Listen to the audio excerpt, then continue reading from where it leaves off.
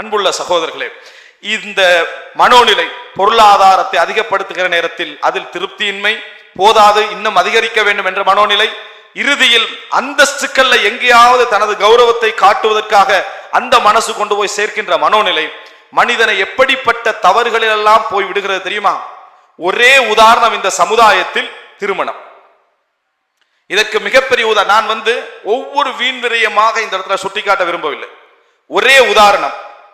எல்லாரும் கிட்டத்தட்ட 95 என்று சொல்வதை விட 99 என்று சொல்லலாம். மார்க்கம் படித்தவர்கள், குர்ஆனை விளங்கியவர்கள், சுன்னாவை விளங்கியவர்கள், அறிவுள்ளவர்கள், அறிவில்லாதவர்கள் எல்லோருக்கும் சில நேரங்கள்ல பொருளாதாரம் இல்லாதவர்களும் கூட ஷைத்தான் கொடுக்கக்கூடிய மிகப்பெரிய நோய் எங்க நிக்கும் தெரியுமா? திருமணத்துல தான் நிக்கும். திருமணத்துல கொள்கையும் விளங்காது, குர்ஆனும் விளங்காது, சுன்னாவும் விளங்காது, அந்தஸ்து எதுவும் விளங்குறது இல்ல. அந்த நேரத்தில் சிலர் காணாமல் போய்விடுகிறார்.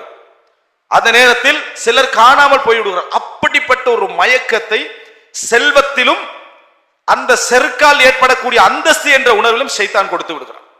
அந்த நேரத்தில் நீங்க பார்க்கலாம், ஒரு போதைக்கு அடிமைப்பட்டவர்கள் போல. நான் ஏன் இவ்வளவு கண்டிப்பாக சொல்கிறேன் என்றால், அதை அனுபவபூர்வமாக உங்களுக்கு காணலாம். போதைக்கு அடிமைப்பட்டவர்கள் போல அந்த நேரத்தில் நடந்து கொள்வார்கள். எந்த அட்வைஸும் எடுபடாது, நீ என்னமும் சொல்லுங்க, எதுவும் எடுபடாது. அன்புள்ள சகோதரர்களை, ஒரு சிறந்த ஒரு கொள்கை சகோதரர், சூரத்தோடும் சீரத்தோடும் வாழக்கூடிய ஒரு சகோதரர், பல திருமணங்களை பார்த்து பார்த்து இது போகலாமா போகக்கூடாதா என்று நடந்த ஒரு சகோதரர். பல சகோதரர்கள், ஒரு உதாரணம் சொல்றேன். அவருடைய வீட்டில் ஒரு திருமணம் வருகிறது, அவரது மகளுக்கு ஒரு திருமணம் வருகிறது. ஒரு அறிஞரை அணுகி ஒரு கேள்வி கேட்கிறார். இந்த சாப்பாடை பொறுத்த வரைக்கும் எப்படி கொடுக்கணும், எப்படி கொடுக்கணும்? இத ஒரு பெரிய ஒரு ஹோல்ல, பெரிய லெவல்ல கொஞ்சம் பணம் செலவழிச்சு செஞ்சா கூடாதா? இப்படி ஒரு கேள்வி வருது. அவர் என்ன பதில் அந்த இடத்துல சொன்னாருண்டா, 20 வருஷமா இந்த கல்யாணத்துக்கு போகலாம், அந்த கல்யாணத்துக்கு போகக்கூடாது, அந்த கல்யாணத்தை இருக்கக்கூடாது, இந்த கல்யாணத்துல கலந்து கொள்ள கூடாது என்றெல்லாம் நீங்க செஞ்சீங்களே, இதெல்லாம் மார்க்க அறிவில்லாம செஞ்சீங்களா, மார்க்க அறிவோட செஞ்சீங்களா? இல்ல அறிவோட. இப்ப என்ன கேள்வி என்றா, மகளுக்கு கல்யாணம். யாருக்கு கல்யாணம்? சொந்த மகளுக்கு திருமணம் என்று வருகிற நேரத்தில் ஆய்வு ரிசர்ச் எல்லாம் அப்படியே போகுது. ஏன் போகிறது? அதே பிரச்சனை இப்ப அவருக்கு உண்டாகுது, அதே பிரச்சனை அவருக்கு உண்டாகிறது. அவருக்கு 1000 கேள்வி வருகிறது. குடும்பம், மனைவி, சமூக கௌரவம், அந்தஸ்து எல்லாம் ஆட்டி படைக்கும். அந்த நேரத்தில் ஊரொலகத்துக்கெல்லாம் போட்ட சட்டம் எல்லாம் என்ன செய்கிறது? அப்படியே குப்பையில புதைந்து தனக்கென்று வருகிற நேரத்தில் தலைகீழாக மாறக்கூடியவர்கள் சிம்பிளா திருமணம் முடிச்சுட்டு என்ன செய்ய நிர்பந்தம் என்றாங்க. ஒவ்வொருத்தனுக்கும் வாழ்க்கையில நிர்பந்தம் இருக்குமா இல்லையா? எல்லாரும் நிர்பந்தத்துல தான் இருந்தாங்க. உனக்கு மட்டும் தனியா அப்படி நிர்பந்தம் வந்தது. அப்படி எனவே அன்புள்ள சகோதரர்களை புரிந்து கொள்ள வேண்டும். திருமணம் என்று வருகிற நேரத்தில் ஷைத்தான் மேக்சிமமாக பயன்படுத்துவதற்கான என்ன காரணம்? ஏனென்றால் இப்லீஸுக்கு மிகவும் விருப்பமான உலகத்திலே உள்ள ஷிர்க்குக்கு அடுத்த பாவங்களில் ஒன்றுதான் குடும்பத்தை பிரிக்கிறது.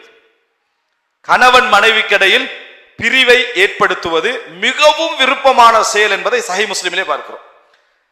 சஹீஹ் முஸ்லிமிலே நாங்கள் பார்க்கிறோம், கணவன் மனைவி பிரித்து விடுவது அவ்வளவு விருப்பமான ஒரு செயல். அப்படிப்பட்டவனை ஷைத்தான் கௌரவப்படுத்துகிறான். அவனுக்கு கீழுள்ள அடியாட்களில் அந்த மாதிரி வேலை செய்து விட்டவர்களை கௌரவப்படுத்துகிறான். அல்லாஹ்வுடைய பரக்கத்தும் அல்லாஹ்வுடைய உதவியும் ஒரு திருமணத்தில் ஒரு கணவன் மனைவிக்கு இடையில வராம இருக்கணும் என்று சொன்னால் ஷைத்தான கூட்டாளி ஆக்கிடணும். ஷைத்தான கூட்டாளியாக்கி விட்டால் அல்லாஹ்வுடைய பரக்கத்து வருமா? வராது. அந்த குடும்பத்துக்கு, அதாவது பாரக்கல்லாஹு லக்க வ பாரக அலைக வ ஜமஅ பைனகுமா ஃபீ கைர் என்று சொல்றோம். உங்களுக்கும் உங்கள் மீதும் அல்லாஹ் பரக்கத் செய்யட்டும், உங்கள் இருவரையும் நல்ல காரியங்களில் சேர்த்து வைக்கட்டும் என்று சொல்றோம். இது கிடைக்காம இருக்கணும்டா என்ன செய்யணும்? ஷைத்தானுக்கு உறவாக்கணும். ஷைத்தானோடு உறவாக்க வேண்டும் என்றால் என்ன செய்ய வேண்டும்? அந்த திருமணத்தில் மேக்சிமமான வீண் விரயத்தை தூண்ட வேண்டும். தூண்டினால் வலா துபத்திர் தப்தீரா இன்னல் முபத்திரீன கானு இஹ்வான ஷயாத்தீன். வீண் விரயம் செய்ய வேண்டாம். வீண் விரயம் செய்கின்றவர்கள் ஷைத்தானது சகோதரர்கள். ஷைத்தானது சகோதரர்கள் அல்லாஹ் தஆலா குர்ஆன்ல சொல்றான். இப்ப ஷைத்தான்ட சகோதரராகிற வேலை எங்க நடக்குது? திருமணத்துல நடந்து விட்டால், தம்பதிகளுக்கு இடையில் நடந்து விட்டால் மிகப்பெரிய உதவி நம்ம யாருக்கு செய்யறோம்? இப்லீஸுக்கு செய்து விடுகிறோம். என்னதான் நம்ம பாரக்கல்லாஹு லக்கன்னு சொல்லிவிட்டாலும் அந்த திருமணத்தில் ஷைத்தானது உறவுக்காரர்களாகவும் சகோதரர்களாகவும் நாங்கள் மாறிவிடுகிற நேரத்தில் ஷைத்தானுக்கு மிச்சம் லேசா போயிடும் அவர்கள் இருவரையும் பிரிப்பது. எத்தனையோ கோடான கோடி செலவழித்து நடந்த திருமணங்கள் ஒரு வருஷத்துல ரிசல்ட் கேள்விப்படுது. 2 பேரும் உண்டா இல்லையா, சிக்கலாம், பிரச்சனையா, பொறின் போனவர் வரவே இல்லையா, அப்படி என்றெல்லாம் கேள்விப்படுது. ஏன்? அங்கே பார்க்கப்பட்டது கணவன் மனைவியுடைய ஈர்ப்பும் பொருத்தமும் என்பதை விட அந்தஸ்தும் அதிகம். இவன்கிட்ட என்ன இருக்குது, அவர்கிட்ட என்ன இருக்குது என்பதுதான் அதிகமாக பார்க்கப்பட்டது. பார்க்கப்பட்டதன் காரணமாக நடந்த திருமணம், அதுல கொஞ்ச நஞ்சம் குறவு வந்தாலும் கூட அது என்ன செய்கிறது, அடிபட்டு போகக்கூடிய ஒரு நிலையை நாம் என்ன செய்கிறோம், பார்க்கிறோம். அன்புள்ள சகோதரர்களே, ரசூலுல்லாஹி ஸல்லல்லாஹு அலைஹி வஸல்லம் சொன்னார்களே, துன்கஹுல் மர்அத்து லி அர்பஇன், 4 விஷயங்களுக்காக ஒரு பெண் திருமணம் முடிக்கப்படுகிறார். அதுல உண்டு அந்தஸ்து ஹசபிஹா, இன்னொன்று மாலிஹா, அவளுடைய சொத்து. இந்த 2க்காக திருமணம் முடிக்கிறதுல எதுக்கு வெற்றி கிடைக்கும் என்றால், இவைகளோடு சேர்ந்து அல்லது இல்லாமல் மார்க்கம் தவிர்க்கப்படாமல் இருந்தால் என்ன செய்யும், வெற்றி கிடைக்கும் என்பதை பார்க்கிறோம். முஹம்மது பின் சாலிஹ் அல் உதைமீன் அவர்கள் ஒரு உபதேசம் பண்றாரு. எந்த திருமணத்தையும் நீங்க முடிக்கிற நேரத்துல முதலாவது நீங்க பார்க்கணும், நீங்க மார்க்கத்துக்கு பின்னால என்ன தேட இருக்கிறீங்களோ அதைத்தான் முதலாவது பார்க்கணும் என்றாரு. மார்க்கத்தை அல்ல, மார்க்கத்துக்கு பின்னால முதலாவது என்ன தேட இருக்கிறீங்க, அழக தேட இருக்கிறீங்களா, முதலாவது உங்கள் மனைவிட்ட என்ன இருக்குன்னு பார்க்கணும், அழகு இருக்கான்னு பார்க்கணும், மார்க்கம் அல்ல. 2வது நீங்க மார்க்கம் பார்க்கணும் என்றாரு. சொத்து தேட இருக்கிறீங்களா, முதலாவது பார்க்கணும் சொத்து, 2வது நீங்க மார்க்கத்தை என்ன செய்யணும், பார்க்கணும். ஏன் தெரியுமா, ஒரு பெண்ணிட்ட மார்க்கம் இருக்கான்னு பார்க்கிறது, பார்த்த பின்னால ஓகே, மார்க்க விஷயம் எல்லாம் ஓகே, அடுத்தது உங்களுக்கு என்ன தேவை, அழகு, அழகு இருக்கான்னு பார்க்கிறது, அழகு இல்ல, மார்க்கம் வேணாம், என்ன முடிவுக்கு வருவோம், மார்க்கம் வேண்டாம். ஏன்? அழகில்லாத மார்க்கம் நமக்கு என்ன தேவையில்லை. ஒரு பெண்ணை பார்க்கிறோம், பார்க்கிற நேரத்தில் சொத்து இருக்கான்னு பார்க்கிறோம், அதுக்கு பதிலாக மார்க்கம் இருக்கான்னு பார்க்கிறோம், பார்த்த பின்னால சொத்து இருக்கான்னு என்ன செய்யறோம், பார்க்கிறோம். சொத்து இல்ல, சொத்து இல்லாத மார்க்கம் வேண்டாம் என்று நீங்கள் மறுதலிப்பது குஃப்ர்ல போய் என்ன செஞ்சிடும், விட்டுவிடும். எங்க போய் விட்டுரும், குஃப்ர்ல போய் விட்டுரும். ஏன்? சொத்து இல்லாத தீன் தேவையில்லை, அழகில்லாத தீன் தேவையில்லை என்பது. எனவே நீங்க உலக விஷயம் ஒன்றை பார்க்க இருக்கிறீங்கன்னா முதல்ல அதை பார்த்துருங்க, அதுக்கு பிறகு தீனை பார்த்து, தீன் இல்லாததனால் இந்த சொத்து எனக்கு என்ன வேண்டாம், தீன் இல்லாததனால் இந்த அழகு எனக்கு என்ன வேண்டாம் என்று சொல்வது ஈமானை என்ன செய்யும், பாதுகாக்கும். ஆனா இன்னைக்கு அப்படி இல்லை, மார்க்கம் பார்ப்பதே கிடையாது, இந்த அட்வைஸே தேவையில்லை, மார்க்கம் பார்ப்பதே கிடையாது. கெட்டவளாக இருந்தாலும் திருத்தி எடுத்துக்கொள்ளலாம், முதல்ல இவனே திருந்தல, திருத்தி எடுத்துக்கொள்ளலாம். ஒழுக்கமற்றவளாக இருந்தாலும் என்னத்தை பார்க்கிறாங்கன்னா, அந்தஸ்து இருக்கிறதா, பொருளாதாரம் இருக்கிறதா, ஷைத்தானுடைய சகோதரத்துவம், பொருளாதாரம் இருக்கான்னு பார்த்து திருமணம் முடிப்பது தவறு கிடையாது. மார்க்கம் இருந்தால் எங்க தவறாகும் என்றால், அந்த செல்வ செருக்கையும் செழிப்பையும் ஊர்ல இவனுக்கு காட்ட இருக்கக்கூடிய ஒரே இடமா திருமணம் தான் என்ன செய்து இருக்குது. அதனால் திருமணத்தில் கோடான கோடி விஷயங்களை செலவழிக்கிறார். எது வீண் விரயம் கிடையாதுண்டா, ஒத்த ஊருக்கே சாப்பாடு போட நினைக்கிறது வீண் விரயம் கிடையாது. பணம் இருந்தால் ஊரே வந்து சாப்பிட்டு போகட்டும் என்று நினைப்பது வீண் விரயம் கிடையாது. ரசூலுல்லாஹி ஸல்லல்லாஹு அலைஹி வஸல்லம் திருமணத்தில் 300க்கு சரியாக 300 பேர் கலந்து கொண்டார்கள் என்று சொல்லி ஜைனப் ரலியல்லாஹு அன்ஹா திருமணத்தை பற்றி சஹீஹ் முஸ்லிம்ல வருகிறது. ஒரு சகனுக்கு 10 பேர் அன்றைக்கு உட்காருவாங்க. அப்ப மொத்தம் 30 சகன் கூட்டாக இருந்தால் அப்படி உட்கார்ந்தார்கள் அப்படின்னு ஹதீஸ்ல வருகிறது.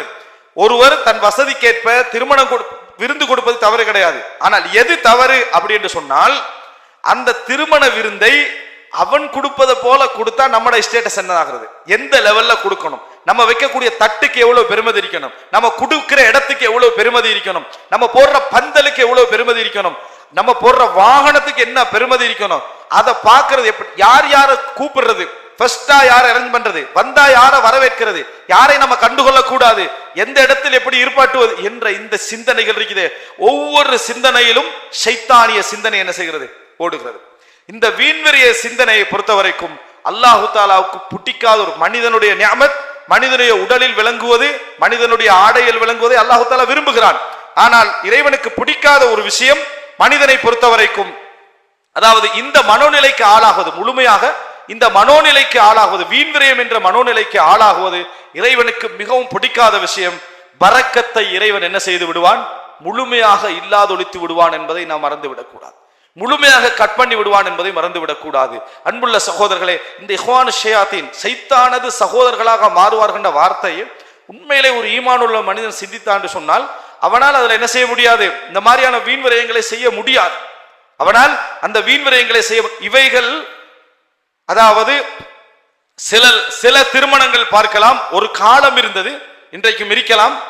நடிகர் நடிகைகள் பாடகர்கள் இஸ்லாமிய திருமணமாக இருந்தா இஸ்லாமிய பாடகர்களை கூப்பிடுறது, மற்ற ஒரு வேறமானி திருமணமாக இருந்தா வேற பாடகர்களை கூப்பிடுவது. இப்படியான ஒரு மனோநிலை எல்லாம் நல்லவர்கள் வர வேண்டும், சாலிஹான மக்கள் வர வேண்டும், அவர்களது பிரார்த்தனைகள் அதிலே இருக்க வேண்டும். இந்த குடும்பத்துடைய ஒரு தௌஃபீக் எதிர்காலம் போகிற நேரத்தில் அந்த குடும்பத்துக்கு ஒரு நல்ல ஒரு மனிதனுடைய பிரார்த்தனை இருக்குது. பாரக்கல்லாஹு லக், அல்லாஹ் உங்களுக்கு பரக்கத் செய்வானாக என்ற பிரார்த்தனை, அந்த பிரார்த்தனைக்கு பெரிய அல்லாஹ்விடத்தில் ஒரு அதாவது கபூல் உண்டு. அந்த நல்ல மனிதர்களுடைய பிரார்த்தனைகள் சேரக்கூடிய திருமணமாக மாற்றாமல் கெட்டவர்களுடைய ஷைத்தானுடைய கலப்புக்களாக இந்த அதாவது திருமணங்களை மாற்றுவது இருக்கிறதே மிகப்பெரிய பாவம் என்பதை நாம் என்ன செய்ய வேண்டும், புரிந்து கொள்ள வேண்டும். எனவே அன்புள்ள சகோதரர்களே, ஷைத்தானிய சிந்தனை மனிதனை எங்கே கொண்டு போய் சேர்க்கிறது, பொருளாதார சிந்தனை. இந்த திருமண விஷயத்தை நீங்கள் புரிந்து கொள்ள வேண்டிய விஷயம், செல்வத்தை காட்டுவதை விட அங்கே அதிகமாக இருக்கக்கூடிய உணர்வு செல்வத்தை காட்டுவதல்ல, தான் யார் என்று காட்டுவது, தனது நிலை என்ன என்று காட்டுவது. ஊர்ல கேள்விப்படும், இந்த அதாவது பணக்காரர், இந்த வசதி படைத்தவர் செஞ்ச திருமணத்துக்கு 1 கோடி போச்சான் அப்படின்னு யாரா சொல்லிடுவாங்க.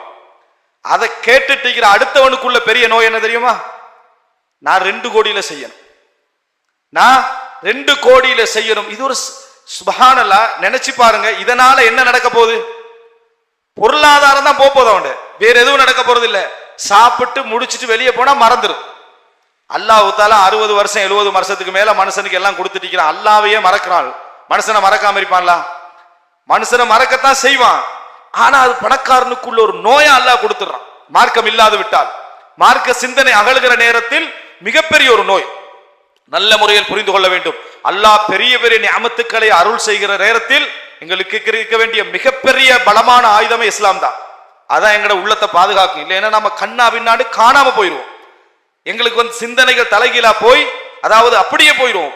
அதனாலதான் அல்லாஹு தஆலா சொல்லுகிறான், இன்னல் இன்சான குலிக ஹலூஆ, மனிதன் எப்பொழுதும் ஒரு விதமான திடுக்கமான மனநிலை, அதாவது மஸ்ஸகுல் கைரு மனுஆ, அவனுக்கு நன்மைகள் வந்து சேர்ந்துட்டால் தடுக்கக்கூடியவனாக இருக்கிறான். அப்படி இருக்கக்கூடியவன் கோடான கோடியே செலவழிக்கிறான். மனிதனுடைய மனோநிலையில் அது இருக்கிறது. அந்தஸ்து, தனக்கு தம் சமுதாயத்தில் கிடைக்கக்கூடிய ஸ்டேட்டஸ். ரசூலுல்லாஹ் சொல்றாங்களே, நேர்ச்சை எந்த ஒரு மாற்றத்தையும் கொண்டு வராது. ரசூலுல்லாஹ் ஹதீஸ், லா யஅதி பிஜதீத், புதிதாக எதுவும் கொண்டு வராது. ஆனால் வசதியுள்ள கஞ்சன் இருப்பானே, அவனது பணத்தை வெளியாக்கிடும். அவனது பணத்தை வெளியாக்கிவிடும். என் பிள்ளைக்கு நோய் வந்துட்டு நான் 30 மாடு கொடுப்பேன்றான், 30 மாடு அறுத்து கொடுக்க போறேன்றான். அவன் ஒரு ஆட்டை கூட அறுத்து கொடுக்காதவனா இருப்பான். ஆனால் இந்த அவனுடைய நோயின் பயத்தின் காரணமாக 30 மாடு நான் கொடுக்க போறேன்னு சொல்லி 30 மாடை கொடுத்துருவான். கடைசியில் அவனுக்கு செய்ய முடிஞ்ச நேர்ச்சி என்ற வணக்கத்தை செய்தாலும் அவனுடைய பொருளாதாரத்தை அதை என்ன செய்து விடும், வெளியாக்கி விடும். இதே மாதிரிதான் ஷைத்தான் ஒரு நோயை கொடுக்கிறான். இந்த நோய், இந்த அந்தஸ்து என்ற நோய். இந்த அந்தஸ்து என்ற நோயால சிலர் என்ன செய்கிறான்னு சொன்னால், அவன் வறுமையாக 0 போகும் வரைக்கும் ஆக்கிறான். அல்லாஹு தஆலா ஒரு மனிதனுக்கு ஒரு அருளை கொடுத்தால், அந்த அருளை அவன் சரியாக பயன்படுத்தாது விட்டால், அந்த அருளாலேயே அவனை அல்லாஹ் அழிப்பான். அதுதான் அல்லாஹ்வுடைய ஒரு திட்டம். அல்லாஹ் தனக்கு அறிவை கொடுக்கிறான். அந்த அறிவை அவன் சரியாக பயன்படுத்தாது விட்டால் அந்த அறிவை அப்படியே திருப்பும் அல்லாஹ் தஆலா. அந்த அறிவால் அவனை அவன் அழித்துக் கொள்வான். அவனே அழிகிறது மற்றவன் எல்லாருக்கும் விளங்கும், அவனுக்கு விளங்காது. அந்த அறிவால் அவன் அழிந்து போவது அவனுக்கு தவிர மற்ற எல்லாருக்கும் விளங்கும். இதை விட ஒரு சோதனை உண்டா?